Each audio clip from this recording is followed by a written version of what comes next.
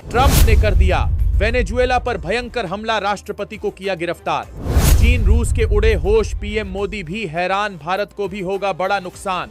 आज जो कुछ वेनेजुएला में हुआ है वह सिर्फ एक देश पर हमला नहीं है, ये पूरे दुनिया के सभी देशों को चुनौती है। अमेरिका ने वेनेजुएला की राजधानी पर जबरदस्त बॉम्बिंग की और कुछ ही घंटों में दुनिया का पावर बैलेंस हिल गया। वेनेजुएला की आर्मी सामने आई। डिफेंस मिनिस्टर ने साफ कहा कि हम लड़ेंगे, हम सरेंडर नहीं करेंगे। यूएस के सामने झुकने का सवाल ही नहीं। लेकिन इसी बीच अमेरिका ने ऐसा दावा कर दिया जिसने सबको चौंका दिया। ट्रंप ने ऐलान किया कि वेनेजुएला के राष्ट्रपति निकोलस मदुरो को कैप्चर कर लिया गया है, सीधे राजधानी से उठाकर न्यूयॉर्क ले जाया जा रहा है। अमेरिकन कोर्ट में ट्रायल होगा, अमेरिकन कानून लागू होगा। दुनिया के इतिहास में ऐसा कभी नहीं हुआ। एक देश दूसरे देश की राजधानी पर बम बरसाए, फिर वहां के राष्ट्रपति को उठाकर अपने देश ले जाए और बोले अब तुम हमारा कानून फेस करोगे। अमेरिकन मीडिया खुद कह रही है कि यह हमला अवैध है, यह अनवाइज है, यह खतरनाक मिसाल है।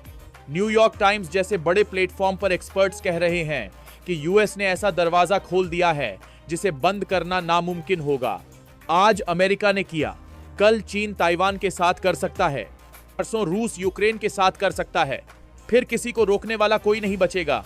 साउथ अमेरिका के ज्यादातर देश अमेरिका की निंदा कर रहे हैं, लेकिन ट्रंप रुकने वाले नहीं हैं।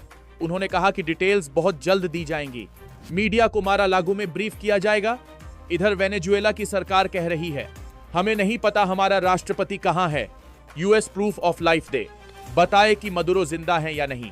अगर ट्रंप का दावा सच है तो यह सिर्फ हमला नहीं, यह एक ओपन शो ऑफ स्ट्रेंथ है। ऐसी स्ट्रेंथ जिसे कॉपी करना हर देश के बस की बात नहीं। एक साथ बड़े पैमाने पर एयर स्ट्राइक और उसी वक्त प्रेसिडेंट को उठा लेना, यह अल्ट्रा लेवल प्लानिंग है, यह स्पेशल फोर्स ऑपरेशन है। यह काम किया गया है यूएस की सबसे खतरनाक यूनिट द्वारा, डेल्टा फोर्स। वही यूनिट जिसने ओसामा बिन लादेन को मारा, वही यूनिट जिसने अल बगदादी को खत्म किया, वही यूनिट जिसे हर इम्पॉसिबल मिशन सौंपा जाता है। भारत के पास स्पेशल ग्रुप है, अमेरिका के पास डेल्टा फोर्स। फर्क सिर्फ इतना है कि अमेरिका ने आज यह दिखा दिया कि वह कितना आगे जा सकता है। सबसे शॉकिंग बात यह है, यूएस ऑपरेशन से कुछ घंटे पहले मदुरो चीन के स्पेशल एम्बेसडर से मिल रहे थे, हंस रहे थे, न्यू ईयर विश कर रहे थे और कुछ ही घंटों में सब खत्मा। कैराकस का presidential palace, layered security, Russian और चाइनीज कनेक्शन, सब ध्वस्त। अब सवाल उठता है रूस और चीन क्या करेंगे? रूस ने इसे आर्म्ड एग्रेशन कहा है।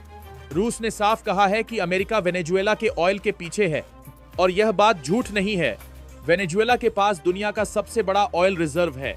यूएस चाहता है वहां प्रो यूएस सरकार। यह रूस, चीन, ईरान तीनों के लिए बड़ा झटका है। लेकिन कहानी यहीं खत्म नहीं होती। ट्रंप के अमेरिका ने अब अगला टारगेट तय कर लिया है, रूस के ऑयल टैंकर्स। यूएस नेवी पहले से एक्टिव हो चुकी है।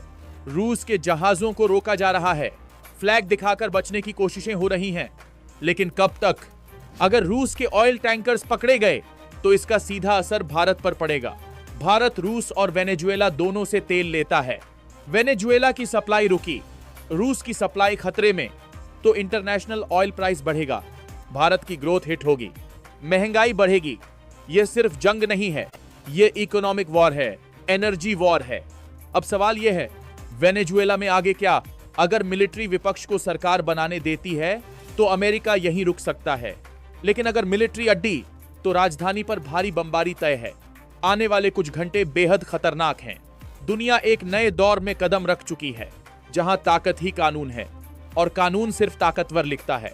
आपका क्या मानना है इस खबर पर? कमेंट्स में जरूर बताइएगा।